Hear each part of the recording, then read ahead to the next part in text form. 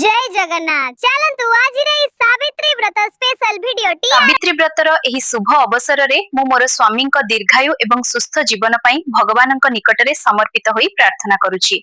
2026 मसीहारे सावित्री व्रत मे मास 14 तारिख शनिवार दिन पालन करा जिवो। एही दिनटी ज्येष्ठ मासर अमावास्या तिथि रे पडुछि।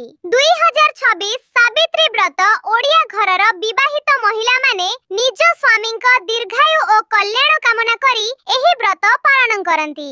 सावित्री व्रत रे लाल हळदिया बा कमला रंगर नुआ साड़ी पिंदिबा स्वामी आयुष और सौभाग्य वृद्धि करे बोली विश्वास रहिछि।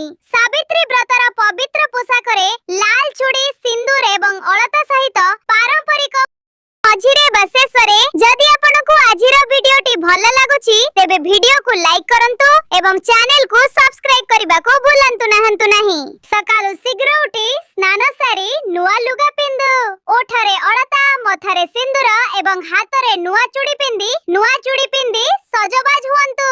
पूजा स्थान को गोबर किंबा पानी रे परिष्कार करी झोटी चिता पकांतु। व्रत बाउंस डाला रे सिला और पुआ रखी सेथिरे सावित्री सत्यवान को आवाहन करंतु। सिला को हळदी सिंदूर और कजल दे सजांतु। सावित्री व्रत कथा बही परंतु किंबा पुरोहितंग पाखरु सुनंतु। पूजा शेष रे स्वामी और गुरुजन मानक पाद छुई आशीर्वाद नियंतु।